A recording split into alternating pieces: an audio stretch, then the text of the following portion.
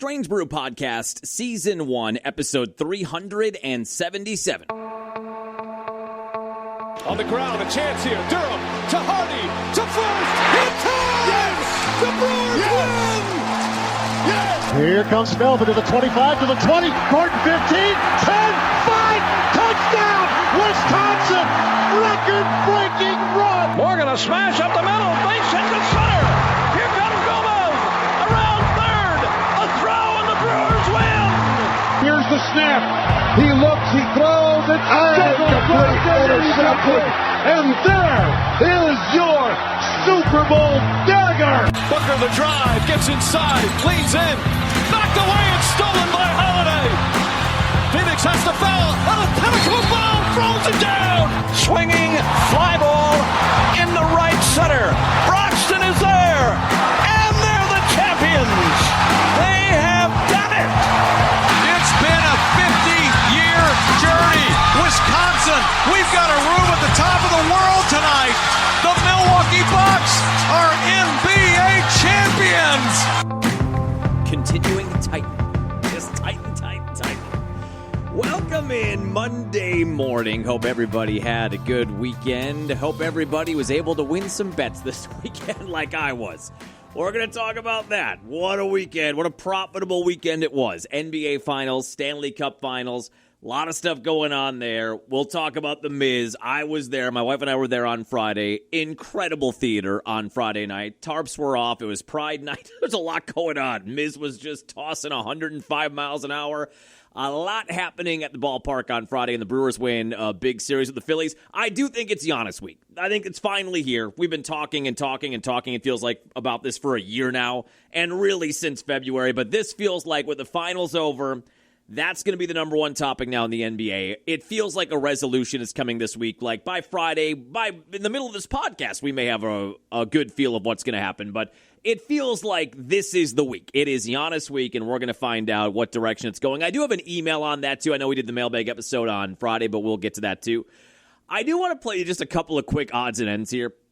Number one, I just want to bring this up because somebody sent this to me right at the end of the B93 morning show. This day in history, on June 15th, 1994, one of the most successful animated films of all time made its premiere. The Lion King came out. I was about to turn 10 years old. I watched the movie 1,000 times. We had the cassette tape. Remember the Disney cassette tapes that came in those massive cassette tape holders? They were all soft on the outside with the graphic, but they were bigger than the normal VHS tape holders for whatever reason. Lion King was a big part of my childhood in the 90s. So we played on the morning show. We did some trivia revolving around animated Disney films, and The Lion King is the highest-grossing Disney animated film of the 90s. I don't know if it is of all time anymore because now you've got so much stuff with Disney where Star Wars is in the mix. There's some animation stuff there. It all gets a little confusing now with how many properties they are in charge of. But that was the highest grossing of all the 90s animated films. And it felt like every summer, one blockbuster, Little Mermaid, Beauty and the Beast, Aladdin was the year before, I think, The Lion King, Pocahontas. I mean, there was one every year.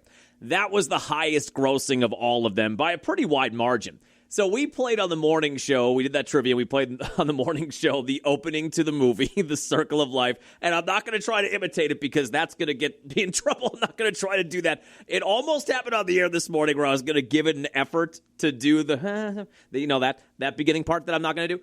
And I didn't want to get in trouble for it. But then we were talking about that. We played about 30 seconds of it. And then one of our listeners sent me this. I don't know what podcast this is, but it is somebody that is familiar with the Zulu language, I guess, that can tell you exactly what the words in that beginning of that song mean. That's South African. Can you do that? Yeah, I can do it. Do it. So Ready? you sing it like, Nanzingonya magiti baba. You were way off. Ingonyama. All right. That's how You you said, say Papa. You made up some. You should see me when I do it in front of white people. Oh my God. Why you look? Oh my God. Hold on. Can you do that? It's true. White people do love it. I love it. Do that again. What does it mean? It means, look, there's a lion. Oh my God. You're joking. That is not what that means. That is not what that means. That's exactly what it means. That's what it means. Look, there's a lion. Oh my God. It's a Look, lion. there's a lion. Oh my God. It's a lion. I don't know, man. I'm not going to verify whether or not that is accurate. I had never seen that before. I guess I hadn't even really pondered why do you even ponder passing? I don't know if I've ever really thought about what the meaning of that would be. The first time I've ever seen that podcast clip, I was laughing out loud. We linked that up on a break with the video to it, but look, there's a lion. Oh my God. He's right about white people. We do love that stuff, don't we? We eat it up like chum in the water for white people. So that was a little funny tidbit here this morning. The other thing I wanted to hit on real quick before we get into the NBA Finals and the Stanley Cup Finals over the weekend, then we'll go Miz, and then I want to do that quick email about Giannis, and we're going to talk about Giannis because, again, this feels like Giannis week. Today, on the celebrity birthday list, how he is not in the Hall of Fame, I cannot fathom. That would be one of the number one questions I would have for any Hall of Fame voting member. I'll take my answer off the air. I'll hang up and listen. How is Mike Holmgren not in the Hall of Fame, given the resurrection of the Packer franchise and the Super Bowls he won as the offensive coordinator in San Francisco? I realize that the players and the head coach gets most of the credit there, but, you hear Bill Belichick when they talk about all the rings he has. Certainly he has a ton of them in New England, but he also got 2 as the defensive coordinator for the Giants. People do give him credit for that. So he won 3 at least, or 2 at least, maybe all 3 with Montana in the 80s. And then he won 1 with the Packers in the 90s. He took Seattle as the GM and the coach, one of only 5 coaches all time to take 2 different franchises to the Super Bowl. Now, he didn't win it with Seattle, but took them to the game. One of 5 coaches all time to do that. How is Mike Holmgren not in the Hall of Fame? Every year I feel like he's going to get in, and he doesn't get in. He is 78 years old today, so we played a couple of clips of Holmgren in the 90s. And one of my favorites, 2 of my favorites, this is, I think, one of all of our favorites, of him talking Favre down during the 1995 NFC Championship game. And like Favre often did, he's just throwing rocket balls all over the place. I love this clip so much. No more rocket balls, please. If I send it in wrong, move that thing, give yourself the field on it. Okay. Okay? Yeah. All right. Now, are you all right? Yeah. No more rocket balls, please? Well, I was chinged up. No, I know. Does he say I was chinged up? Am I allowed to say that? I don't even know. Please? Well, I was chinged up. No, Is that as bad as maybe if I sang the beginning of the Lion King Circle of Life song? I have no idea. No more rocket balls, please. Are you all right? Yeah. No more rocket balls, please? Well, I was chinged up. No, I know. I get it. It's just that dynamic. I don't know if we've talked about it on the podcast. I know we've talked about it on the air a ton. When I think back to that 90s era, and I'm a kid at the time, so everything's better. Like we often talked about, everything's better when you're a kid. But what I remember being so endearing about those 90s teams is you finally were good for the first time in a long time, but you had all these dudes in their early to mid to late 20s. Favre and Old Bag of Donuts Frankie Winters and Chewy and Butler and Desmond Howard. I mean, they had all these great guys, but they were all sort of in the prime of their career. They're all young. And you had Holmgren, who just exuded dad energy, like stern dad energy. And it made it perfect. It just felt like you had this tall, dad-looking guy trying to corral a bunch of teenagers, a bunch of guys in their early to mid to late 20s, trying to rein them all in and get them all on the same page. And they like to party, obviously. I think there are well-documented cases of that, and you got to be on top of that. And then they go to his house. One of my favorite clips is they go to Holmgren's house on Halloween. It's BB and Favre and I think Chewy. And they're all dressed up, and Holmgren is telling them to go away. He thinks they're just kids, and then he finds out who they are. It just had that perfect family, dad in charge of a bunch of teenagers energy. But that made it so much fun and so endearing. And I love the way he talks to him there because he knows I'm calm. Are you calm? I'm calm. Are you calm? I'm not freaking out. Are you freaking out? And then one of my other favorite moments is the switch. We just call this clip, I saved it as Holmgren the Switch. If you've probably heard this audio before, but it probably is in 93, I want to say. So the second full year with Favre as the starter. And in those early years of Favre, he gave you a lot of great plays, but he gave you a lot of plays that wanted to bash your head against the wall. People think Jordan Love. I mean, the people who we talked about in the mailbag episode, the people who dislike Jordan Love or don't think he's the guy, or he's too erratic, he's too inconsistent, puts too much air under the ball, throws a couple of picks. Jordan Love threw, 10 interceptions, 9 or whatever it was last year? It wasn't many. Would those people have survived 1992 and 93 and kind of 94 with Brett Favre throwing damn near 30 picks a year? They wouldn't have survived it. So there's a moment in that year with Mark Brunell as the backup, and as we know, Brunell went on to a very good career, not a Hall of Fame career, but the Hall of Very Good. Had 5 or 6 really good years in there with Jacksonville, got them to the AFC Championship game the year. That was the year, right, that Denver won, and then nothing bad happened in Super Bowl 32. But he was an excellent quarterback. He left Green Bay like a lot of backups did, and because they couldn't get playing time with Favre out there, and he goes on to have a successful career as somebody else. But Mark Brunell had the talent. He had the tools. He was of that same age range. And there's a moment in 93 where Favre throws another boneheaded pick. And Mike Holmgren is set to make the change to Mark Brunell. And I always say this feels like a real crossroads moment in that era of Packer football, because if he goes to Brunell, and Brunell comes in and does what he ended up doing with a different franchise, if he comes in to that game, and Favre's obviously having a bad game, otherwise they wouldn't be thinking about taking him out. Favre's having another bad game. The interceptions are piling up. Is this the guy? Is he the guy who can make this franchise take another step forward? Brunell comes in. Let's say Brunell throws 2 touchdowns and no picks and wins the game. It's likely there's a chance that Mark Brunell starts the next week.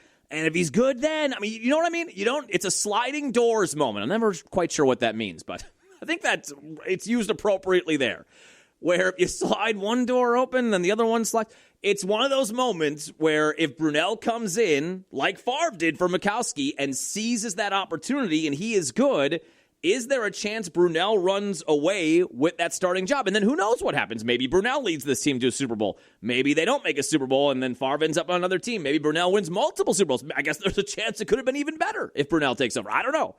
But I love this moment where he takes a beat and says, no, but he's got to know. If I send it in wrong, move that thing, give yourself the field on it. Okay. Okay? Yeah. All right. Now, are you all right? Yeah. No more rocket balls, did I play the wrong one? Teamed up. No, okay, it's just still good. Here we go. Make the switch. Steve, they make the switch. Put in Do the, it. Put in the other quarterback. Tired of this guy. Wait a minute. I love it. Wait a minute. But, no, wait a minute. But you know what? He's got to know he's up here, okay? Steve, they make the switch. Put in. I love how many times he says, wait a minute. Put in the other quarterback. Get him in there. I hate this. Wait a minute. Hold on. Wait a minute. But, no, wait a minute. But you know what? He's got to know he's up here, okay? Gotta be 5 wait a minutes in there. I'm telling you, that is 15 seconds of audio where if he goes with his gut right here, he is tired of the mistakes and he is ready to move on. Steve, they make the switch. Put in the other quarterback. Get him out. And then in a nanosecond, in less than a second, he hits the brakes on that. Wait a minute. But, no, wait a minute. But you know what? He's got to know he's up here, okay? Somebody's got to tell him. Somebody else tell him, because I've told him 1,000 times, and it's not getting through. Somebody else has to tell him. I just think it's a fascinating moment in that era of Packer history where it could have gone a lot of different directions. Some for worse, some for better, some for the same. I mean, you don't know. We don't know how that would have all worked out. But it feels, given the pedigree of Brunell and what he was able to do on his own on a different franchise, it feels very likely to me that Mark Brunell would come into that game and succeed. And he gave you a little bit of wheels, too. He wasn't insane like Malik Willis or Mike Vick or Cunningham or any of those guys. But Brunell did give you a little bit of that where he could scramble a bit, and Favre really never gave you that. So if he goes in there and he gives you the different dynamic, like Malik Willis, remember we talk about Malik Willis' success when he would come into games. A part of that was that defenses hadn't game planned for him, and he added that element of being able to scramble, get outside of the pocket, and pick up yards and first downs and touchdowns with his legs. So Brunell comes into the middle of that game, and he does really well. I mean, is there a chance Brunell starts the next week, and then he starts the next week, and then you're just playing the hot hand, and who knows what happens with Favre? But Mike Holmgren is celebrating a birthday today, 78 years old.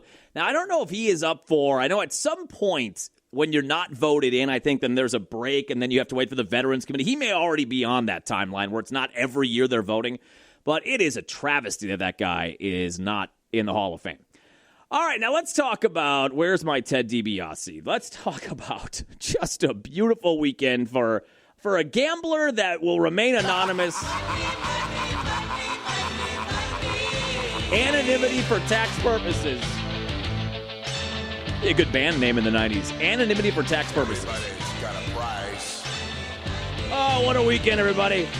Everybody's gonna pay. What a week. Everything we hoped for came true. Cause the $1 million man always gets his way. So again, we will not talk legally. We'll not use legal names here.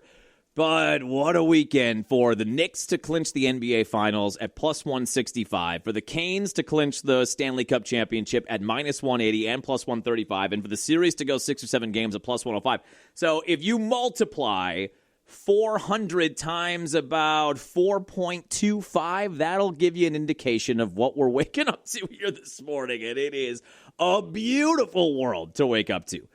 Now, let's start first with the finals on Saturday. Then we'll talk about the Hurricanes on Sunday, icing things in Vegas. As my buddy Nick pointed out, what an awesome situation to clinch a title in Las Vegas. You do not have to go far to find the party after that. And I would think whoever it is that's the pilot on the Hurricanes team plane is going to be sitting on the tarmac for a while waiting for that team to return. I would guess, I don't know. We've been to Vegas. I don't know that I ever tracked down whatever it's called, T-Mobile Arena. How far is that from the Strip? I can't imagine you're more than 5 minutes, 10 minutes away from a club. At worst, there might be a club in the arena. Like we talked about with the Vegas minor league park. You might be right there. It might be right down the hall from the locker room for all we know. But they got it done last night. We'll talk about that in a second. So Knicks and Spurs, I am happy I did not put a bet on the Spurs on Saturday night. Remember we talked about on Friday, I felt like the Spurs would win Game 5. I thought ultimately this was going to go to 6 and go back to Madison Square Garden. And then my thought was the Knicks would then win it in 6 at home, even though a lot of pressure, like we talked about on Friday. If you lose Saturday, kind of feels like all the pressure is on the Knicks then in Game 6, because you don't want to go back on the road for a Game 7, even though you've had success on the road and even though you had success in San Antonio earlier in the series. You're then asking, in a world where the Spurs win Saturday, you would then be asking them to beat the Spurs 3 times on the road after they already won in games 1 and 2. It's almost a statistical improbability in some ways, but I guess they ended up doing it in Game 5 anyway. But that's why Game 5 was big for the Knicks, to see if you can get this done and not have a situation where you have all that pressure on you and all the celebrities and all the stuff that comes with being at Madison Square Garden in a game that you kind of feel like you have to win if it gets to Game 6. So Game 5 Saturday night, I thought the Spurs would win that back at home and at least push it back to New York. All day long, I piddled and diddled and fiddled and paddled with all sorts of different bets and parlays we could put together. I didn't love the Spurs -6, which is what I think they were.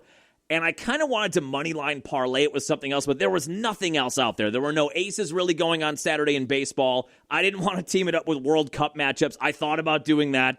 There's so many dynamics there. There's 3 outcomes. I hate that about soccer. There's 3 outcomes. I'm not betting on a team to win or lose. I can bet on a draw, too. There's 3 outcomes and 3 sets of odds. So I was trying to find a way to bet the money line on the Spurs because I did think they were going to win.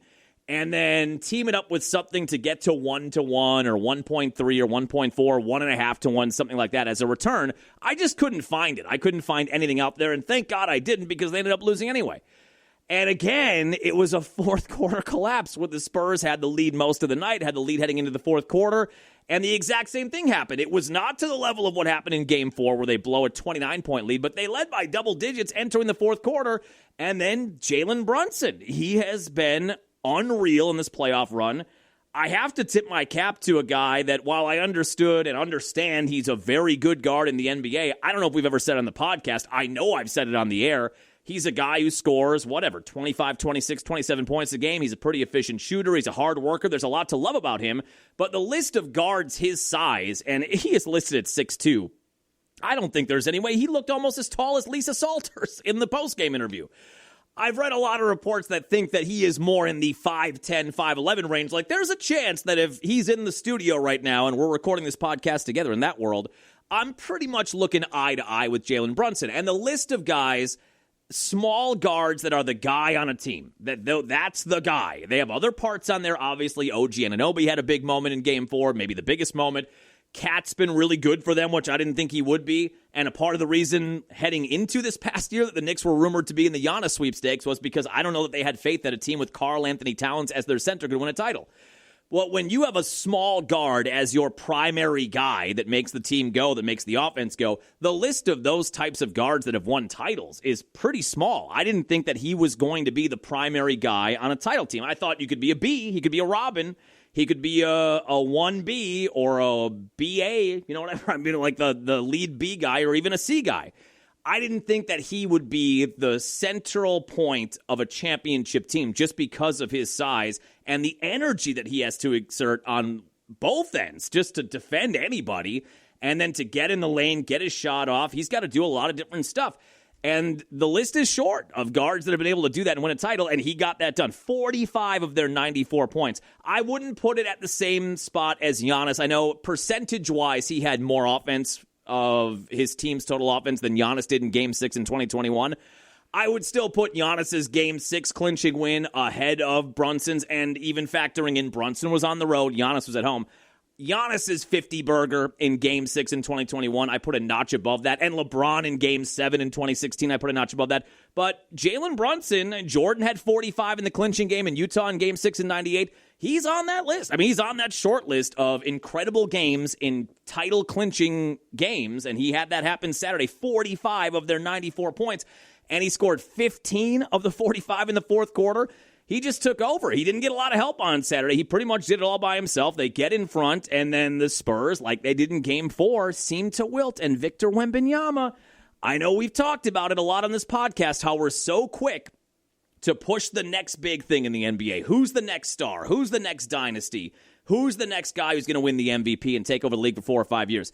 We haven't even fully had Giannis or Jokic or any of those guys step down from the perch, or even Brown and Tatum in Boston. And all of a sudden we're pushing Wemby as the guy at 22 years old in the NBA. The whole team, other than Dylan Harper, who was tremendous for the Spurs on Saturday, 20-year-old rookie, other than him, a lot of that team puckered up, much like they did in Game 4, and Wembanyama was a ghost in Game 5. You're at home in a must-win game, and he didn't show. And I'll tell you this about Wemby, too. He did not do himself a ton of favors image-wise in the last week or so, or specifically the last 4 or 5 days. He is kind of a prick. I mean, I don't know how else to say it. Now, I want to qualify what I'm about to say about Wemby and his performance on Saturday by saying this. Most 22-year-old guys are kind of dicks. Kinda. I mean, I was. I think that in my heart of hearts, I was good-natured in some ways and looking out for others and trying to help other people and be nice. But within all of that, a lot of 20-year-old, 22, 23, 24, 25, 26. Hopefully I'm not at 42 still, or to be 42 tomorrow. But a lot of dudes in their early 20s, late teens, early 20s, were just dicks for no real reason. And I have no reason to have bet it. I probably was. Now, Wemby, you factor in, Wemby has grown up in the last basically 10 years or more, since he was probably 11 years old, and he started to spring up with that height. Factor in then, since 11, 12, 13 years old, everybody's telling you you're the next big thing in a professional sport and you're going to make millions and change the sport. So factor all that in. I was a dick at 22 for no reason. I had no talent, no skills. That's just being a guy at 21 or 22 years old. Now, imagine if for the last decade of your life leading up to 22, everybody's telling you you're the next big thing in the NBA. You're 7'5", you can score, you can shoot, you can block shots. So imagine how much more that would be if you had that fueling you as well. The more that he has talked in press conferences and the more that series went on, and he was, we talked about with Luke Fickell, obstinance, the more obstinate he was as they were losing games and he was not performing well, it got a little worse for him image-wise. Also feels like some of the stuff he does on the floor is more performative than it is genuine. So I don't know, the more spotlight that we saw on Wemby during the course of this season, I don't know if it reflected well on him. I think he's still going to be the guy at some point in the next few years, in the next 2, 3, 4 years. You never know. I saw a lot of that discourse on social media too, where we all kind of feel like this Spurs team, given how young they are, and you've got this young superstar, they'll be back. Well, sometimes that doesn't happen. Sometimes, ask Dan Marino's a good example. Made the Super Bowl his rookie year, right, or his second year. And everybody thought, oh, Dan's going to win one at some point. He'll get back. They'll be back. And it never happened.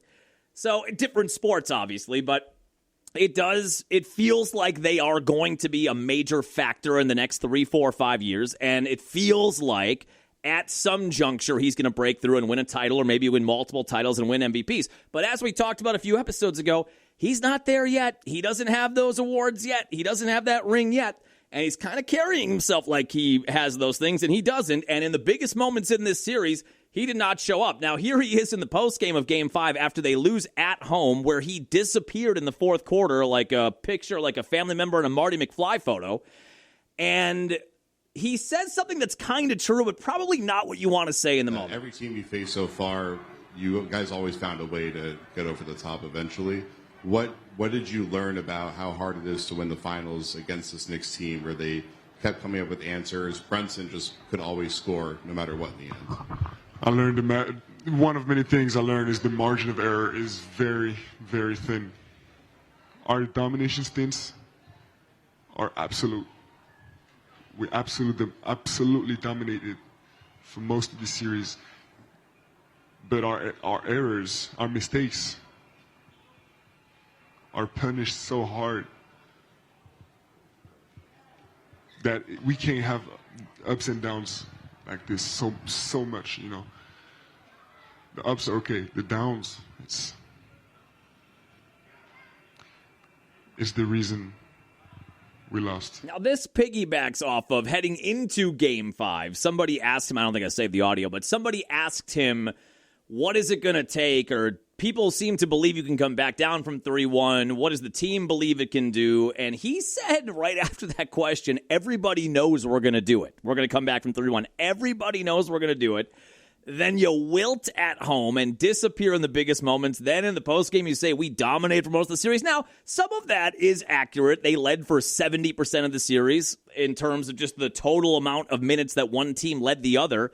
So it's not without some backing, but that's probably not what you want to say when you fall apart in back-to-back games. You fall apart at home. You, as the guy on the team, even at 22, are a nothing burger in the fourth quarter of that game as your team is falling apart. I don't know the first thing you want to say is, well, we did dominate the series when you lost in 5. And then he hit him with this, which I kind of laughed at the end of the press conference. Appreciate y'all. See y'all. Never. Appreciate you all. See y'all never. Appreciate y'all. See y'all never. I don't know, man. He'll be fine. He'll figure it out, and he probably is going to win a title at some point. But as this series put a brighter spotlight on him, because I think from a broader NBA perspective, certainly if you're a Spurs fan, if you're in the Western Conference, if you're the fan of a team in a Western Conference that's competing, you're very aware of Wemby. You're very aware of the Spurs, 62-win team, a team that knocks off the defending champions. But from an NBA perspective, other than knowing that he's 7'5" and knowing that he is this ascending top-level talent, top-shelf talent in the NBA, I guess I've never heard Wemby talk a lot. And I think for people like me and more casual fans, the more Wemby content we consume, the more I kind of like, I don't like this Frenchman. I don't like him. I don't really like him that much. He might change that, as he gets some perspective and maybe losing like that and having the summer to think about it. He'll figure it all out. Again, he's a 22-year-old kid who was basically given a crown that he hadn't gotten yet.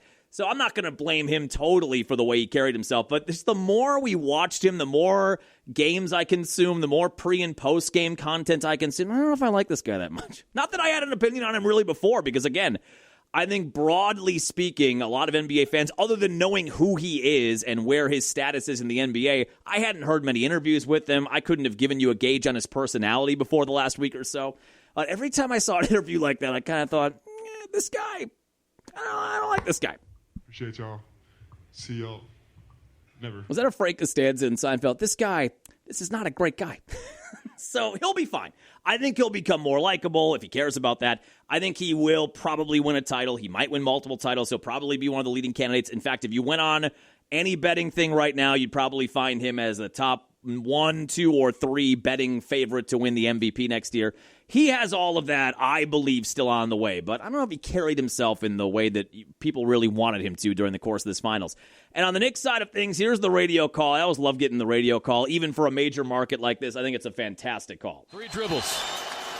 1 shot for the championship. He got it! 4-point lead, 7.5 to go. De'Aaron Fox across midcourt with 5. Left wing handoff to Wembanyama with 2. Takes a 3 that he misses too strong. It's happening, Knicks fans. It's happening. It's been 53 years. But for this moment, it was well worth the wait. A playoff run that'll go down in history, and a team that will live forever. Next stop, the Canyon of Heroes.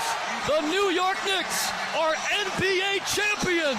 I love that call. That's a lot like, I love the Ted Davis call that we have in the intro for this. And a tip of the cap to Monica McNutt, who is the color analyst on the Knicks radio broadcast.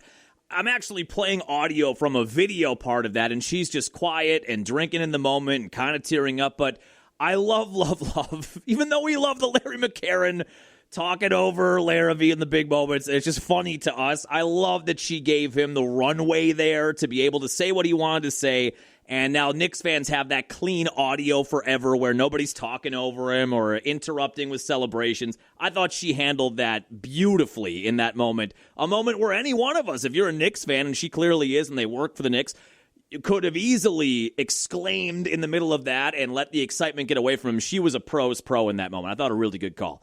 First time in 53 years, and celebrations running wild in New York. It is interesting with the Knicks because that's the one team. I know you've got the Brooklyn Nets, but I don't think anybody regards them. There's no regards there. I don't think there's many regards. If you live in Brooklyn and you're close to the arena, maybe that is some place you go to because of proximity.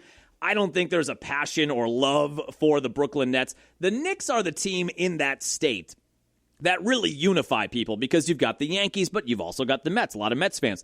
You've got the Giants, but you've also got the Jets. And there's two sides to the coin there, too, where the Giants and the Yankees have had more success than the Jets and the Mets, obviously. But it is a divided fan base in those sports. The Knicks are the one team in New York that everybody seems to agree upon. This is our team. This is the city's team, the state's team. And a lot of wild celebrations. Now, there were some arrests. There was a bus on fire. I think there was one stabbing. But ultimately, in that box score, I don't know. With that amount of people and those amount of wild cards and everybody's in the streets at the watch parties, like 65 arrests feels like a pretty good number. That feels like a win. Yeah, and you love to have 0, but that feels like a win when you've got all those different areas with all that crush of people celebrating. 60-ish arrests isn't too bad. It's like when they release that after a Packer home game or a big Packer primetime game and they say, there was only 13 arrests in Brown County last night. Okay, not too bad. Given that people have been drinking all day, big Packer game, tough loss or big win, that's not awful. You'd prefer 0, but that's not awful. So they got the win, and we cashed that plus 165 ticket on the Knicks winning the series. They do it in 5. I think when I put the bet down, I didn't think it would get done in 5, but it gets done in 5. And now that team, the team that was most interested in Giannis heading into the year, turns out they didn't really need him to win the title. They go 16-3 in the playoff run. I also did not see that coming from a 52 or 53 win team to be that dominant in this playoff run. And you can poke holes at, okay, they played a broken down Embiid and a 7 seed in round 2. They played, I forget who they even played in the Eastern Conference. The Cavaliers, who were kind of busted, and you get a Spurs team that really hadn't been to that level. You can poke holes at all of that stuff, but I would never have guessed that Knicks team would go 16-3 and win the title with that kind of dominance. And the point discrepancy ends up being like plus 14 or plus 15, one of the biggest discrepancies on average of any championship team ever. Never would have guessed that type of dominance from the Knicks. Then on Sunday night, we got the Hurricanes and the Vegas Golden Knights. Hurricanes get it done on the road, so we had the bet for them to have the series go 6 or 7. That cashed even before the game started. And then we had the Canes at minus 180 when the series started. Then we doubled down on them at plus 135 when they lost game 1. They were down 1-0. And then I was going to triple down. I wish I would have now, but we didn't triple down on them. I think when it was down, were they down 2-1? I felt like that might have been a moment to triple down on them. They were dominant last night. And a lot of the reasons that we picked the Canes, which we talked about on the podcast where we selected them to win the series, they just felt like the most consistent team all the way through the playoffs. They had only lost 1 game, I think, heading into the Stanley Cup Finals, maybe 2 in the playoff run. but it felt like every time I watched them, they just didn't flinch. They were consistently attacking, consistently knocking down power plays for the most part, like a 90% rate there of knocking down power plays. They just felt like the team that had the best rhythm, confident. They were great all regular season, and they get it done. So Ric Flair woos for the Canes. Yeah, I didn't realize they call their fan base the Caniacs too. There is so much wrestling connection that you could make with this Canes team. My buddy sent us a text, my buddy Pat, to the group chat, started sending Kane, like Kane, my God, the Red Devil, like Kane, the wrestling character. So for the Canes, you could use Kane the wrestler, the Caniacs, the Hulkamaniacs, and then Ric Flair from North Carolina. Woo! Finally, Lord Stanley's Cup is back where it belongs, in North Carolina, North Kakalaki. Woo! So that was a lot of fun to watch last night, too, as they win 3-0 and take the series in 6. So it was a very profitable weekend. Shout out to, what's his name, Brandon Bussey, the backup goalie who just caught a heater for the Canes in the last 3 or 4 games. What was the game? Let me go find it here. When did he get in? Was it game 3 that he got in? And they were down 4-0. Where am I here? Oh, God. Here we go. They were down 4-0. That must have been, yeah, that was game 3. So they were down 4-0 entering the third period of game 3. And we discussed this in the podcast afterwards. Frederick Anderson was their goaltender heading into game 3. They're down 4-0. They pull Anderson. They put in Brandon Bussey. And it almost felt to me like, yeah, we're going to switch things up, but we're not waving the white flag. It does feel like down 4-0, though. We are unlikely to win this game. Let's not have Anderson give up 5 or 6 or 7 goals and totally crush his spirit. And then Bussey gets into this game. They score the 3 goals in 39 seconds. They tie the game. They get it to overtime. They lose in double overtime. But Bussey was so impressive as they rallied and ultimately lost in Game 3 that you knew they had to start him in Game 4. They couldn't put him on the bench after that performance. And then he was pretty good in Game 4. They win that game 5-3. Okay, now we've got a guy that you feel like you've got to ride with here. He's the goalie in Game 5. You win that one. And then he pitches a shutout last night with some incredible saves. It just, again, I'm not like a day in, day out watching a ton of regular season NHL hockey, and we watch way more come playoff time. This year we watch more than any other year, so I'm not talking from a place of expertise. I rarely am, but I still talk. But talk I do. But it just feels like in hockey, when you catch somebody like that, it's almost like a hot starting pitcher, but you're not putting the same starting pitcher out there every day. You can't do that. But you're just riding this heater on a guy, and you feel kind of bad for Anderson, who, whatever, he won games and he gets a ring, and he'll be fine. It stinks, I'm sure, for him to be on the bench as they're celebrating and somebody else is getting it done in the net, but whatever. He more than earned the ring he's going to get to. But Bussey gets in there, and he just dominates basically the rest of the way. And they go on to win, and he gets a ring, and now he's the topic. I don't know what his contract looks like. How long has he been? Is he a rookie? Is he a 27-year-old rookie? Brandon Bussey contract. I'm guessing if he's available, does Spotrac not do? Oh, yeah, here it is. He's under contract for, 3 more years at 1.9 million. He's not going anywhere. Yeah, but that was one of the more impressive parts of the Canes winning was this backup goaltender comes in that Game 3 is great. They rally, they ultimately lose, but then you just have to ride the hot hand there a little bit. So they get it done, and we cash minus 180, plus 135, and plus 105 on the series going 6 or 7, as now the Cup is going to make the rounds in North Carolina for the next however long it goes. I love that. To me is the greatest trophy tradition in sports. And we all love the Vince Lombardi trophy. I don't even know it's the Larry O'Brien trophy. What is the World Series?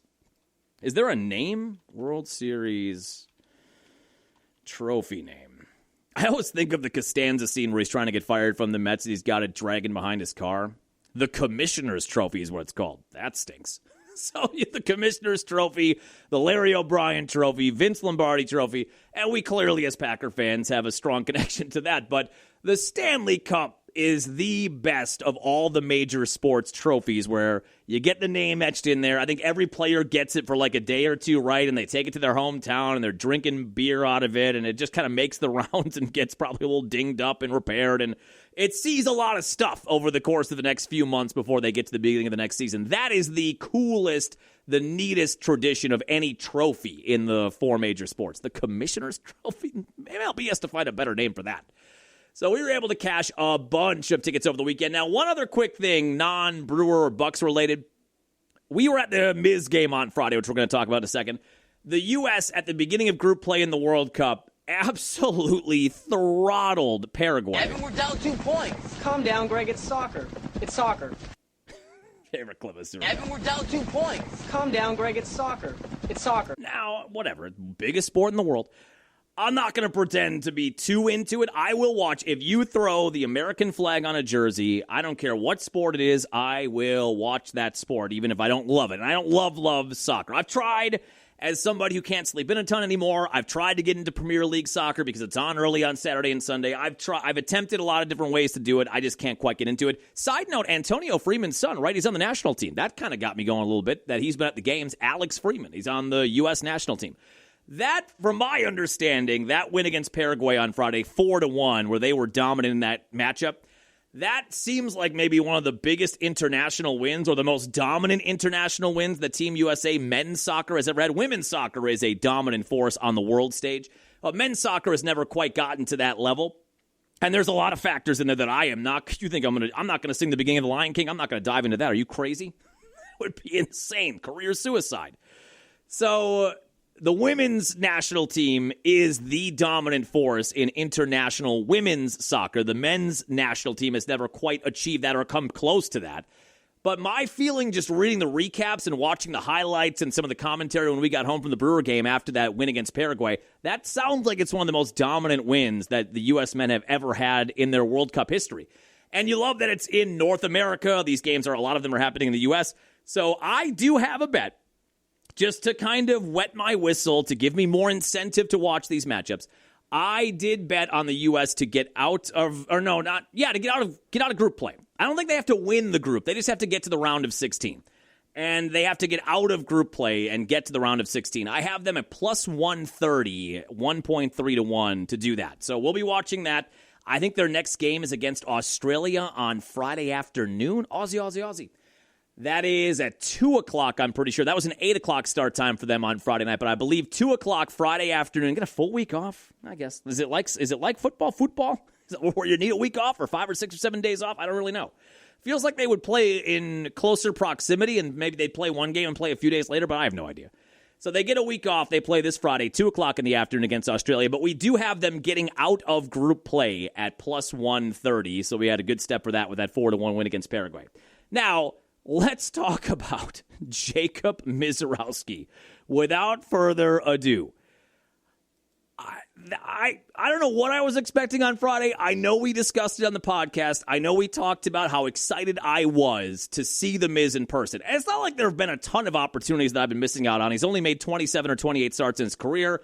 I would guess, I didn't look at it, but you've got to figure, half of those starts are on the road. Friday actually marked the 1-year anniversary to Misiorowski making his debut at the major league level. Remember that game where he was dominant? Remember he also tripped on the mound? Clayton Kershaw was jabbing about that later in the season. Oh, a fella tripped over his feet on the mound guy. Like he didn't know who Misiorowski was. And then Misiorowski shoved it up the Dodgers' ass for 8 innings later in the summer. And Kershaw said, well, I guess I know who he is now. I guess he showed me his name now. That might have been right before, right after the very controversial Miz All-Star selection last time. I think that was right after. But it was a year to the date of his debut at the major league level in Milwaukee at AmFam Field last June 12th. And we got there on Friday, and I know we said, I've never seen this guy in person. I want to see it in person. It's hard to describe how hard Misiorowski throws. I have watched thousands of baseball games in my life. I have called hundreds, maybe thousands, or 1,000. I don't know. From, I would say, 1992 to now, and over the course of 6 or 7 years of covering college baseball, I've watched a lot of baseball. I've watched a lot of pitchers of varying degrees of success and talent. I have never in my life seen a ball fire the way that it fires out of Jacob Misiorowski's right hand. Now, we got there right at the beginning. We got some food. We had more of an offshoot angle, and I wanted to see a little bit closer. So, you get some food, and then they've got all those great spots at American Family Field on the first level, on the second level too, I think, that have a little bit of a lip to the edge where you can set your food, and you can standing room only areas, and you can stand and kind of watch and eat, and then eventually you make your way to your seat. So for the first inning, because of the timing of it, I thought, let's just see if we can get a spot, and we did, where we can see this kind of right at the home plate angle and see that ball coming in. It is a BB. I mean, it is at the speed of light. You can't see it. I don't know that I've seen an actual number put on it. I would guess hitters have somewhere between 0.05 of a second to 0.07 of a second from the moment Miz gets into his delivery to when the ball reaches the mitt of Contreras or Sanchez. You probably have less than 0.1 of a second to decide if you're going to swing. And that also includes deciding where you're going to swing, where the ball might end up. Can I get the sweet spot of the bat on this ball? I don't know how you do it. It is often said that hitting is the hardest thing to do. Hitting at the major league level is the most difficult thing to do in sports. When you see a pitcher like that, I would tend to agree. It is blinding. And we saw, and I didn't know it until we saw the highlights or we were scanning Twitter maybe an hour later, we saw the low outside corner pitch that Schwarber got upset about, that they rang him up at, and on the stat tracker on the TV broadcast, it registered at 105 miles per hour. We've been gasping about all the 103s he's been throwing, which I have never seen with that kind of consistency. Maybe one in my life, pre-Misiorowski, I've seen hit 101 or 102. And he's out there dealing 103 consistently. Never in my life did I think I would see 105. Are those the other cars? 105 miles per hour on a fastball. Now, the baseball nerds on Twitter were, well, actually, it was 104.6, and they rounded up. Which I guess I sort of understand their argument. When we're talking about this type of velocity, I suppose you could lean towards accuracy, but we can round up, right? Actually, it was 104.42. But it was 104.5, rounded up because they're not going to put decimal points on the TV broadcast. Rounded up to 105. That set the tone for the night. He was the most dominant pitching force I have ever watched in a single game in my life. And he does have the rock star quality. Remember we talked about with CeCe going into the Wall of Honor, how he had that quality of you didn't want to miss when he was on the mound. It didn't matter if it was a Tuesday afternoon, a Wednesday night, a Saturday night, a Thursday morning, whenever. Whenever first pitch was, when CeCe put on a Brewer jersey and he was pitching in 2008 when he was with the team, you did not want to miss a pitch because you never knew what was going to happen. Was he going to throw a no-hitter, a perfect game? How many strikeouts? Would he hit a home run? Now, that's not a part of the Miz's starts, unfortunately.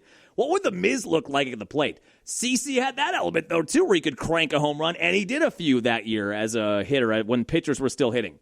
He had that quality of the entire stadium was transfixed on CeCe like Jagger was on stage, like Paul McCartney was on stage. Like, who's the lead singer of Kansas? Steve Walsh was on stage. You know, they have that A-list rock star quality where everybody's in their seat earlier than they normally would because they don't want to miss a pitch. Miz gets a standing ovation basically when he goes onto the field every inning. He gets a standing ovation basically when he comes off the field. And I do think a part of that on Friday was you could feel in the moment that something special was going to happen or was happening, so that adds to it. But I was also interested not just in seeing what those pitches look like, but how the crowd responds to him in a live environment. And it is literally like being at a sold-out rock show with a superstar musician on the stage every inning of the game. And the game wears on. There was the one hit, the stoinker, the bloop hit to right field that ends up being the only blemish. It felt like he had no-hit stuff. He is going to throw a no-hitter. I think it's hard to say that with certainty about any pitcher. I am saying with near 100% certainty at some point in the Miz's career, could be next start, could be next year, could be 2 years down the road, he is going to throw a no-hitter. He just has that kind of stuff. He feels like, and I know comparing bowling and baseball, we're going to try to bridge this gap here. Let's see if we can do it together. Can we use bowling and baseball? He is like a bowler that every time that bowler goes out, he throws 8 strikes in a row, 9 strikes in a row, or, and then kind of falls apart in the beginning of the 10th frame, or he throws there's a solid 10 pin in the 6th frame, but every other frame is a strike. He's one of those kind of guys where if you were to watch that performance at a bowling alley somewhere, you'd say, at some point that guy's going to throw a 300 game. It's just bound to happen. That's how I feel about The Miz, because every time he goes out there, for the most part, he has that strikeout stuff, that no-hit stuff. At some point, he is going to do it. And that little bloop hit in the 4th inning, when I look back at that now, I think, how in the world did that even happen?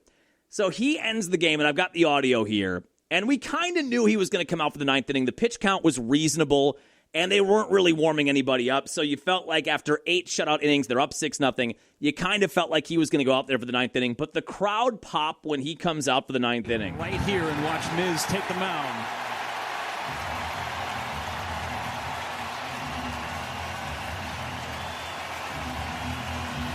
It's on everybody's mind. Oh, there we go. What are we going to see in this 9th inning?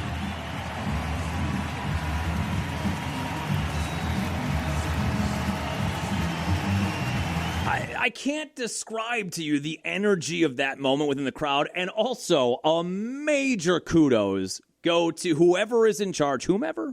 I don't think it's actually ever whomever.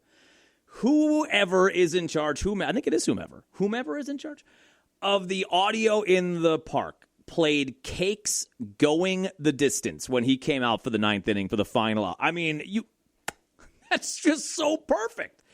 And just, you almost got goose. I'm getting them right now thinking about being there in that moment of him coming out and the crowd giving a huge standing ovation, the roar of the crowd, and Cake going the distance in the background and him warming up. And, God, it was such a cool moment. And he mows him down in the 9th inning. So he ends up with a Maddox. What is a Maddox, you may ask, Mom? Greg Maddux, one of the greatest pitchers of all time, was known for his dominance and his efficiency. So anytime you have a starter that throws a complete game shutout, which are rare enough now anyway, but whenever you have a starter that throws a complete game shutout in less than 100 pitches, that is called a Maddox. And he threw a Maddox, and by any measure, the stat line he put up, he faced the minimum because the one hit he gave up, they end up getting a double play. He faced the minimum 27 batters. He was never in a 3-ball count. Not only did he not walk anybody, he was never in a 3-ball count in 27 at-bats, 27 batters faced. He never had a 3-ball count. He strikes out 15 guys. Just the math on striking out 15 guys and having your pitch count be under 100 in a 9-inning game is mind-boggling, because typically if you're striking a lot of guys out, that pitch count, like Freddie Peralta was a big strikeout pitcher. That's why his pitch count was damn near 100 after 5 innings every time out. So to be under 100 pitches and have 15 strikeouts is stunning. But the complete stat line is one of the greatest in Major League Baseball history. And I try not to be a prisoner of the moment. I try not to be the last cool thing I saw was the best thing ever. This was great, that was great, and we forget about things that happened 30, 40, 50 years ago. Like we talk about with Wemby, right? The same kind of thing where you get wrapped up in this new toy, this new pretty pet. And you forget about not that far in the past, there were things that were as good or better than that. I try not to be that kind of guy. I don't think I'm speaking out of turn or hyperbolically here.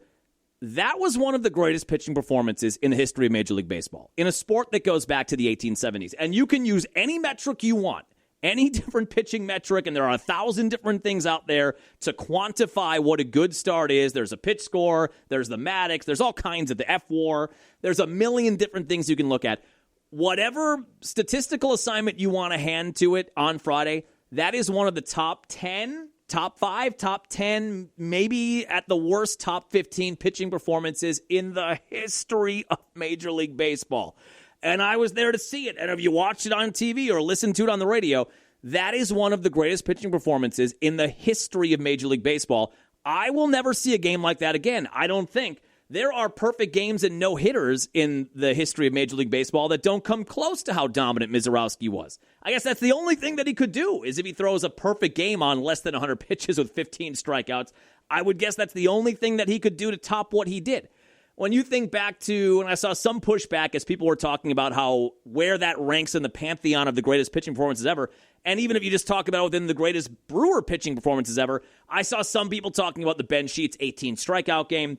as impressive as that was and the totality of the strikeouts, the overall game score there doesn't come close to what Miz did on Friday. Now, I did think of, and I saw some conversation about this, the CC Sabathia in Pittsburgh at the end of August in 2008, the game that should be a no-hitter, had the official score not given a hit on what clearly should have been an error in the second or third inning. And remember at the end of that game, I remember listening to the radio broadcast of that game. It was a Sunday afternoon.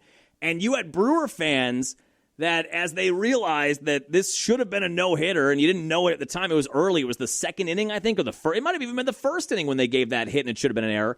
Then on the radio broadcast, when you and I think Jim Powell at the time were doing the broadcast, you could hear Brewer fans chanting at the Pittsburgh official score, change the score, because he could. The official score can change the score pretty much at any point.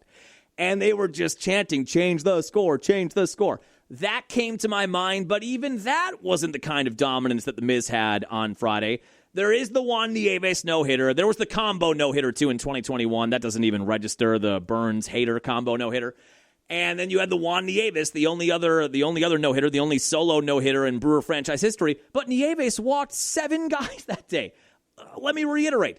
Mizorowski not only didn't walk one guy, never had a 3-ball count. Nieves walked 7 guys that day in his no-hitter in 1980. When was it, 7? So in Brewer franchise history, we've never seen anything like it, and that is one of the top 10 to 15 pitching performances in the history of Major League Baseball. So he comes out of that game, the league leader. He's first in everything. He has his 8th win. That's second. He's behind Ashby in terms of wins and a couple other guys. He's got the number 1 ERA in baseball now at 1.34. He leads the league in strikeouts with 131. He's going to have almost 200 strikeouts by the All-Star break. It's just remarkable what we're seeing with this guy so early in his career, and to have that kind of a showing on Friday, I can't tell you how lucky I feel that I was able to be there, to be a part of the crowd, to be a part of that energy in that 6-0 win on Friday. Then they come back on Saturday, and we saw a bunch of runs. Now, the Brewers got down early on Saturday and kind of had to fight from behind all game. They do make it a game. Who was the starting pitcher? Chad Patrick was bad on Saturday. So 2 bad appearances by Chad Patrick. Wednesday in Las Vegas, he was awful there, and he was really bad in the middle of the game on Saturday. Murphy talked about it in the postgame. He kind of said, look, he had been really good, hadn't given up a run out of the bullpen. Now he's had 2 bad appearances, so we'll just try to see if we can fix what's going wrong and build going forward. They're not going to give up on Patrick, but that was, as a proponent of Chad Patrick, I am pro Chad Patrick. 2 bad appearances in a row, and ultimately it does cost them on Saturday. They do rally. Jackson Chourio, overshadowed really by Mizorowski on Friday. He had a sensational weekend with 2 home runs Saturday. He had the leadoff home run against Sanchez on Sunday, but he had 4 hits and 2 home runs, and you got that game to within 9-8, but then you go down with Duran as their closer. He is one of the best in the business, Yohan Duran. He came out in the 9th inning, 1-2-3, no problem. The Brewers had a chance in the 8th inning. They were down 9-5 into the 8th inning. They get within 9-8. They had the chance for more. Couldn't cash in. You fall there by a 9-8 final. I thought Shane Drone was fine. 5 innings of 4-run ball, career high 7 strikeouts. So he ends up taking the loss. He falls to 3-2. Some of that is on Chad Patrick, and you lose that game by a run. Then we get to Sunday, and then you got to see the other part of that NL Pitcher of the Month for the month of May battle between Christopher Sanchez and Mizorowski. Sanchez went for the Phillies on Sunday, and he ended up winning that award. Remember, he gave up no runs in the month of May. Miz gave up 1 run in the month of May. And even though Miz was better in every other category, that 1 run cost him, and Sanchez won Pitcher of the Month for the month of May. I think Jacob Mizorowski might win it for the month of June and maybe the month of July. They might just give it to him for the next 3 months based on what he's doing. But you got to see the other part of that, and coming into Sunday, Sanchez had the 2nd best ERA in baseball behind Jacob Mizorowski. So you knew it was going to be a tough matchup. Kyle Harrison on the hill for the Brewers yesterday, looking for a bounce back after that ugly game in Vegas on Monday where they won 15-14, but he gave up 8 earned runs. That was an ERA killer. He went from 1.57 to 2.75, I think, coming out of that game. Still really good numbers. And he had a nice bounce back, 6 shutout innings on Sunday with 3 strikeouts. He said in the postgame he is, quote, happy to be back at sea level. I thought that was a good quote. And Chourio hit his 3rd home run of the weekend, leadoff home run to give the Brewers a 1-0 lead. And then Blake Perkins. This is what I love about baseball. Baseball is so weird and quirky in so many ways. You've got Christopher Sanchez, on the hill for the Phillies, the second best pitcher in baseball right now behind The Miz, one of the best pitchers in baseball over the last 2 or 3 years, lefty. And you've got Blake Perkins going into Sunday hitting 111. And we've talked about good defender, doesn't give you much offense. How much longer is it going to be before one of the guys they signed the contract extension to, Luis Lara, or somebody like that comes up and takes Blake Perkins' spot? I think we all like Blake Perkins, the person, and the things he had to go through. We talked about how good he was on Mother's Day, and that was the first Mother's Day he had. His mom passed away from cancer last year. There's a lot going on with Blake Perkins, and he is a very endearing person. I think we all like him, but he's hitting 111.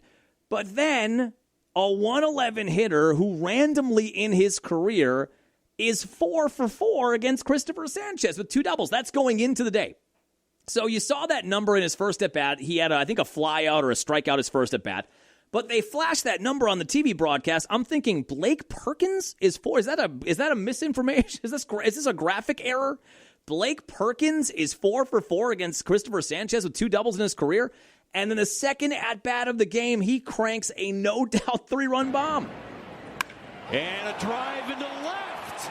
It is back. Perk has left the building. Are you kidding me?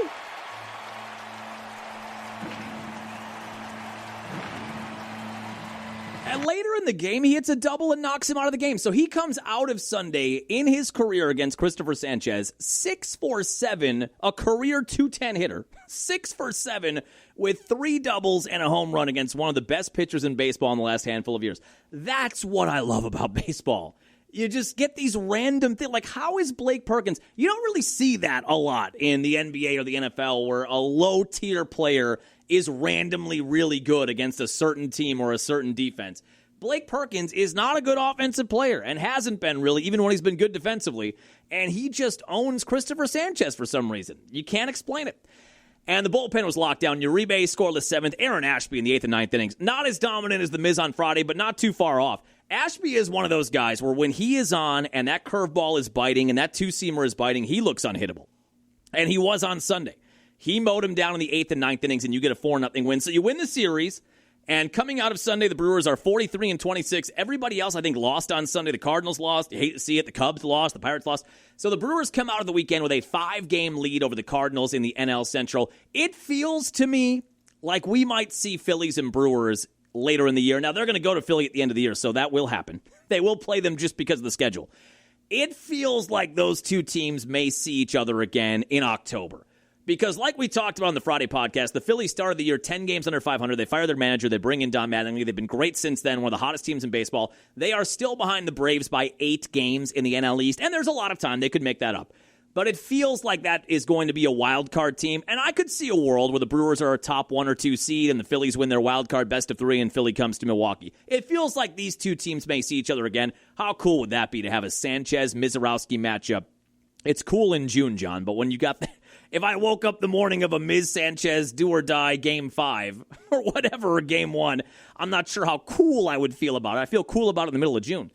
But it does kind of feel like we may see this team again outside of the regular season where maybe Philly could win a wild card series and they end up in Milwaukee for an NLDS matchup, which would have a lot of sizzle to it. And a lot can happen between now and then, player acquisition, all that kind of stuff. But it feels like maybe we see this matchup again in a best of 5 come October. But the Brewers do get the series win. Now a day off today. So the other news yesterday, they're calling up Cooper Pratt. Kind of thought it might happen at some point. They signed him to the big 8-year, $51 million deal before the year began. Then they signed Lara last week to the 7-year, $31 million deal. Both of those have 2 club options at the end of them, so they could be in control of Cooper Pratt for the next decade. It felt like when they signed him to that in April, it wouldn't be long until we saw him at the major league level, and he got removed from the game in Nashville in the middle of the game yesterday. Handshakes, tears, the whole deal. He is on his way to Milwaukee. Now, what the corresponding move is, do we actually have that as of yet? Maybe we do or don't. My guess is, this goes back to the conversation we had not long ago about how long are they going to stick with Ortiz or Perkins or Rengifo or Hamilton. Hamilton I'm kind of fine with, actually, at this point. My guess would be that this is going to come down to, they have not updated yet. This is going to come down to Rengifo or Joey Ortiz. Now, Rengifo yesterday did hit a pitch off of his ankle. I don't think he was removed from the game, but maybe he's hurt, or maybe it's a kind of phantom injury, and we put you on the 15-day IL, and we just kind of see what Cooper Pratt can do. I think it's going to come down to those two guys. Joey Ortiz does have options. You could send him down to the minor leagues. That would be a bitter pill for him to swallow, I would guess, having been now at the major league level for 2.5 years, and then part of the year with Baltimore before that. But he does have options. Rengifo does not have options, so if you're going to put Rengifo, if you're going to make that the move, you're going to have to release him or put him on the injured list. But my guess is it would come down to one of those two guys. I do think Ortiz has value still defensively. I don't think they're going to call Pratt up like we talked about an episode or two ago. If you're going to call these guys up, I don't think you're calling them up and then they're going to play once a week. You know, they're going to want to see what this guy can do now, 21-year-old shortstop. So they're going to give him that job, and he is going to make his debut on Tuesday. And then it's kind of up to him, sink or swim, in the next month or so, whether or not he can hang on to that for a division title caliber team, for a playoff caliber team, hopefully for a World Series caliber team. Can a 21-year-old shortstop hack it? We know defensively he'll probably be okay, but can he hack it at the plate and give you anything there? That will be something that you're following here over the next couple of weeks. But that, to me, is the decision, Ortiz or Rengifo. I think we'll find out about that tomorrow. Day off today, and then you've got the Guardians on Tuesday. But that was big news at the end of yesterday that Cooper Pratt is getting the call up, and he will be making his debut Tuesday in Milwaukee. So, yeah, you end up 43-26 coming out of the weekend. Very much on pace for the over on, what was it, 84.5 or 85? I even forget. I'm not stressed about that right now. Now, that could change. One big losing streak, and that could change. But our bet on the season win total and our bet for them to make the playoffs at plus 110 or plus 105 or whatever it was, we're feeling pretty good about those future bets as well. Day off today, Guardians on Tuesday. They did change the pitching, so they've got the Guardians Tuesday, Wednesday, Thursday. My wife and I actually bought tickets after the Friday game because The Miz was scheduled to pitch on Thursday afternoon. And you just get whipped up in this fervor of being at the venue when he's pitching. We thought, let's get tickets for Thursday. My wife has off on Thursdays. I'm done early enough that we could get to that game with plenty of time. So we got tickets. Well, then yesterday they changed the rotation. They did it for a good reason, though. So they are in Atlanta. They've got the Guardians Tuesday, Wednesday, Thursday. And the Guardians are a good team. They are tied for first place with the White Sox. I'm going to have to eat a hat. We're going to have to figure out a way to eat a hat. We're going to figure that out down the road. That feels like October John's problem, not June John's problem. But the White Sox right now are 38-32 and tied for first place. And I said guaranteed they'd lose 95 games. Whew. Anyway, the Guardians come to town tied for first place in the AL Central with the White Sox. So this is not a slouch team. They are 39-33 coming into play tomorrow. They did just lose Jose Ramirez, their all-world future Hall of Fame third baseman, so that's a big loss for them. But it will be not an easy series here, Tuesday, Wednesday, Thursday. But then you've got the Braves, the best record in baseball, best record in the NL. You're in Atlanta Friday, Saturday, Sunday. And I think wisely the Brewers said, we'd kind of like to have the Miz and Harrison pitching in that series. That could be a critical series when it comes to who gets a bye in the playoffs, who might have home field throughout the playoffs. So they moved him. So the Miz is now pitching Friday, not Thursday. I'm a little bummed about that. We now get the Shane Drowan experience. Not Jacob Mizorowski. Little bit of a downgrade for me and my wife on the Thursday afternoon game, but whatever. We'll have a good time. But that's the cachet of Mizorowski. It's got cachet up the yin-yang. That is the edge he brings where you sit through one of those games and he's so dominant you think, I want to be at every home game that this guy pitches at, and you immediately buy tickets for Thursday. But they do move the Miz. It's going to be quite a weekend in Atlanta. Miz and Perez on Friday. Harrison goes Saturday, and Gasser's going to go on Sunday. But that is a massive series coming up this weekend against Atlanta. But still a tough series against the Guardians starting tomorrow, and we'll all be curious to see how Cooper Pratt looks in his debut. Now let's wrap up on the NBA. This feels like it is Giannis week. Rumors again were running wild on Twitter over the weekend, and now Miami's in the mix. Now Boston, Bill Simmons is talking about that his sources, as he's a big Boston fan and the number one NBA podcaster out there. I don't know what number we rank as, but he is the number one. And I listen to him. I don't love him, but I listen to him. So there's that. I do listen to every Monday morning the recap of the NFL podcast with Uncle Sal, and I listen to every Monday after the NBA, which is now with Zach Lowe. Previously, Ryan Russillo. I miss Russillo. But Zach Lowe has been that guy this year. But every Monday, the first thing I do when I get up on Monday morning, I download the Bill Simmons podcast from Saturday or Sunday night, and I listen to that on Monday. So Simmons on his post-NBA Finals podcast, as a massive Celtics guy, season ticket holder, lifelong Celtics fan, per his sources, he says the Celtics are firmly in. They are in. They have an offer on the table. It includes Jaylen Brown, second-team All-NBA. The Bucks would then reroute Brown to Portland or reroute him to Atlanta and get more picks coming back. I'll say this. Of all of the hypothetical trades so far, and I guess all we know is that Miami has an offer on the table and Boston has an offer on the table. Boston's offer sounds much more pick-heavy, whereas Miami's offer includes a couple of legit young pieces in Tyler Hero and Jaime Jaquez and Kel'el Ware. I think I prefer, even though I like Kel'el Ware and what he could become, he might turn into nothing. He might even be a boat. He might turn into nothing. But it feels like he's trending towards being something. He's not going to be Giannis level, but could he be an Evan Mobley-ish kind of guy? Maybe. But I do like that. But I do like the package that I've read about that revolves around the Celtics is one that would see the Bucks getting ultimately after the Jaylen Brown reroute. It would see them bringing back a 6 or 7, I think, 5, 6, or 7 first-round picks over the next 5 or 6 or 7 years. But that is kind of, remember we talked about on that podcast, the Thunder and how they jettisoned all their talent 10 years ago and they built up all these picks and now they've got this really good team. That is kind of more in line with what the Thunder did, where you'd be piling up a bunch of future picks. Now, do we want John Horst to make those picks? I don't know. But that was the biggest rumor over the weekend, that Boston is now firmly in the race and that could be a place he could go. That would really hurt me. That one would hurt. I don't love Miami either. I've always said Giannis has such a special place to me in my Bucks fandom heart that I would root for him almost anywhere. It would be very difficult to root for him to win a title with the Boston Celtics. It would be hard with Miami, too. I could stomach Miami more. I can't tell you why I would be able to.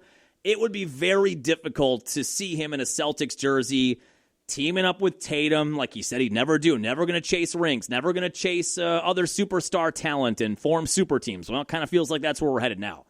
And we can talk about that when and if it happens. We can talk about that kind of stuff and the legacy and how that changes it. And it is going to change it a little bit. I don't think Giannis will ever get booed in Milwaukee. I will never boo him. I will always cherish the things that he gave this franchise and this fan base that we never thought we would ever see. I never thought I'd ever see a Bucks title. I never thought I'd see a Hall of Fame player in a Bucks jersey win MVPs, none of that.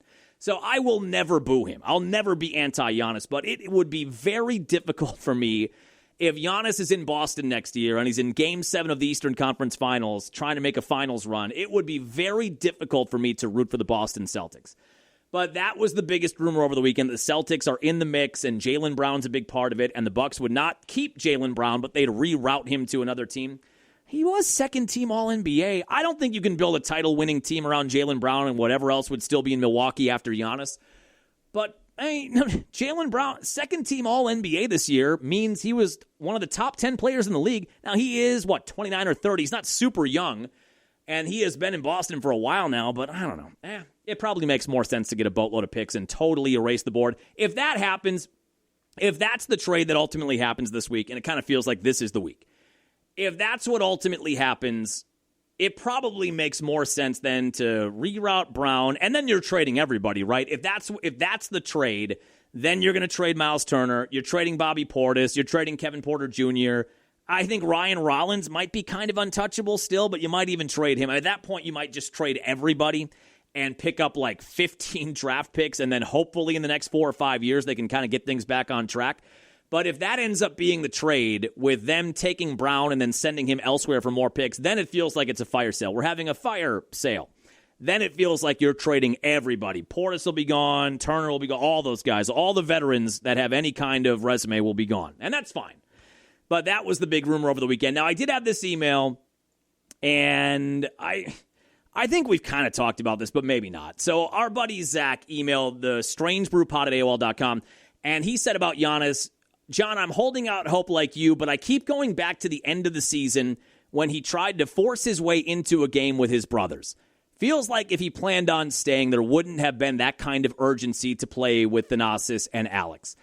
Now, I don't know if we ever talked about the follow-up. Remember, at the end of the year, Giannis was trying to play, and they had called up Alex from the G League, so 2 of his brothers were on the active roster, and both of them were playing in games that didn't matter anymore for the Bucks. And remember, Giannis said, I want to play. I'm healthy. They're not letting me play. I want to be on the floor.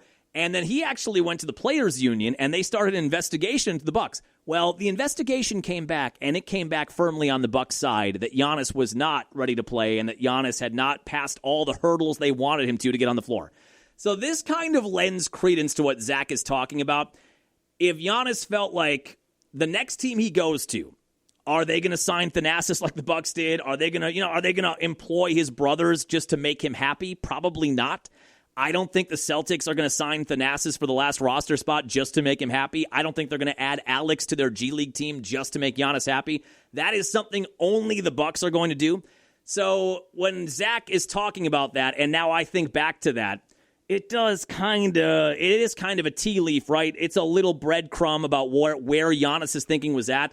If he's thinking, this is my last go-round in Milwaukee, and this is probably going to be my only chance to play with my brothers because, again, I don't think the next team is signing them. I don't think Alex probably even is called up to the NBA level with any other franchise.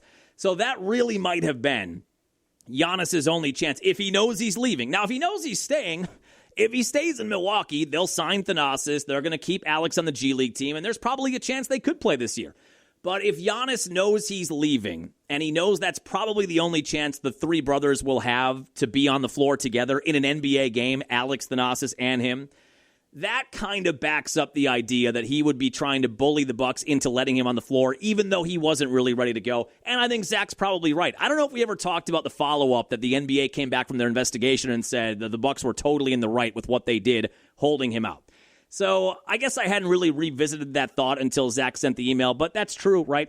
So it doesn't look good, guys. If you are somebody that wants Giannis to stay, it just doesn't look like it's going to happen. Unless Giannis is throwing all these rumors out here. Now, remember, Giannis is a big sponsor for Kalshi, and Kalshi is a predictive odds market, and Kalshi currently has odds on what Giannis' next team will be, and the odds on him coming back to Milwaukee are like 8%. Or less than that. So Giannis could be doing something where he's betting on himself to come back to Milwaukee, getting the odds super low, and then he's throwing a boatload of money on Kalshi that he's coming back to the Bucks. Maybe that's happening. That feels like a reach, but maybe. It just feels like all of the energy, all of the momentum is on either a trade to Miami or a trade to Boston at this point. Minnesota kind of felt like they were in the running, but that offer, if it even is an offer, doesn't look good to me at all compared to the other two. So it feels like this is the week. The NBA Finals are in the rearview mirror. It is kind of an unwritten rule or an unspoken rule that other teams, if you're not one of the two teams in the NBA Finals, don't disrupt the NBA Finals with big news off the floor. So I think generally it is advised by the NBA that if you're going to have a trade like that, like a Giannis trade, a LeBron trade, a big trade like that, if you're going to do that, wait until the NBA Finals are done because the NBA wants the NBA Finals to be the number one NBA topic. And then when the finals are done, then this trade happens, and then they're right back as the top story in the sports world. So now that the NBA Finals are over, and it feels like the rumors are really cranking up, and the draft is next week, Tuesday, it feels like this is the week. I think by the time we get on the air with the podcast on Friday, we're going to either know at that point, we may know in the next hour, we're either going to know by Friday morning or we're going to have a really good idea of what is going to happen by Friday morning. But I would say as optimistic as I am or as delusional, I guess, as I am, it does kind of feel like all of the momentum is on a trade side and that this is probably the end for Giannis in Milwaukee. I hope that's not the case, but that just, if I'm just feeling the energy out, that's what it feels like right now. That'll do it for us here on your Monday morning. We'll get back after it on Friday. Of course, we'll talk about any developments in the Giannis story. We'll recap the Brewer week against Cleveland, get set for a huge series in Atlanta this weekend, and any Packer news, too. Final week of OTAs this week. Have a happy, safe work week. We'll chat with you then.